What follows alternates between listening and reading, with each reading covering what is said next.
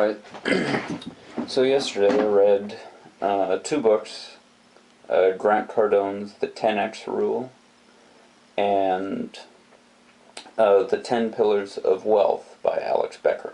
And I'll go over the first one, The 10X Rule by Grant Cardone. And essentially the principle behind this was that you're supposed to set your goals at 10 times what they would normally be, and subsequently be prepared to put in 10 times the effort. And yes, this has some practical purposes. For example, you're going to be more motivated to crush a larger goal than some smaller goal which doesn't really matter to you. And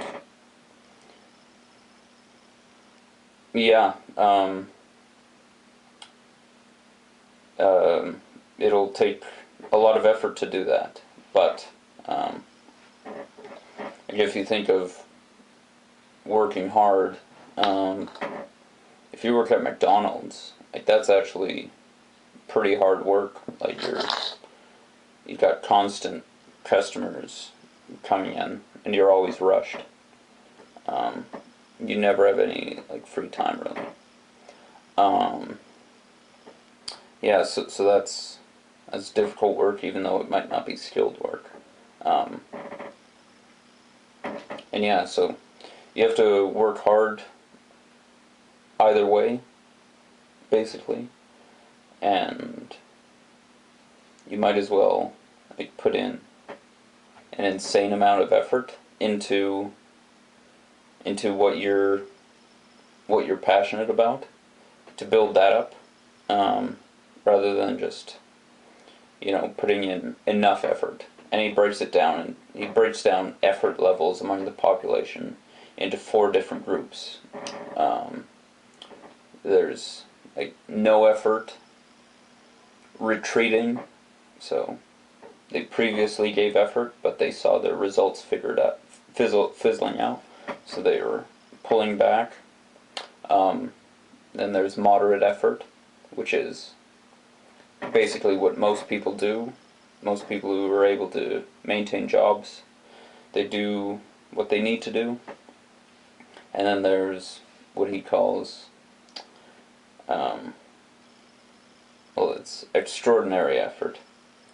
And it's, I don't know, this isn't very intellectual. It's, I know it's something that people in universities would they would make fun of this type of book, to be honest.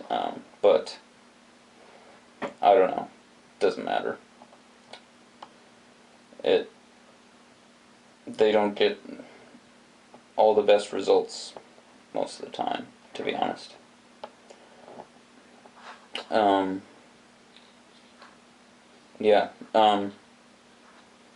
He suggests a bias towards what he calls massive amounts of action, and he sort of has this philosophy around it, that being man's natural state. And it is interesting that you can find that doing massive amounts of action, it can be actually easier than doing minimal amounts of action. So, for example, it's easier to say, oh, I'll become a vegetarian, rather than, oh, I'll only eat meat 5 days of the week. Stuff like that. It's easier to completely quit smoking than to, say, reduce it to a pack a week.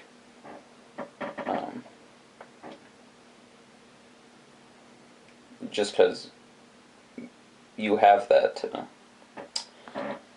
rule in your mind, and it's a line you don't cross. And yes, in that sense, it's easy to become obsessed with things, and he recommends becoming obsessed with things. He's sort of well, it's difficult to say, like, of these business people that any of them are very unique thinkers, but it is certainly a unique type of thinking than what you'd see in everyday. And yeah, it is actually quite rare when you think of it. It's like amongst the business books and stuff. I don't know, this the idea of, like, I don't know, taking risks, something generic like that. It's quite it's very common, but I guess as you go into basically normie society, it becomes it. People pay lip service to it, but there's often a lot of trepidation about everything. Yeah, anyways, the book is mainly an exhortation to basically be successful. And it's very adapted towards a what we would call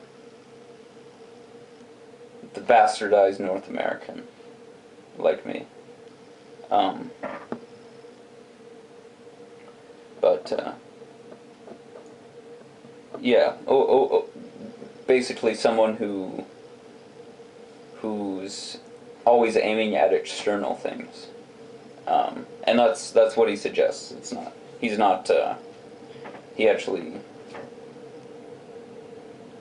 dismisses people who say, like, life is about the journey and such. I'm not sure to the extent to which he believes that, but anyways, it's a different perspective. Anyways, well, thank you, and have a great week.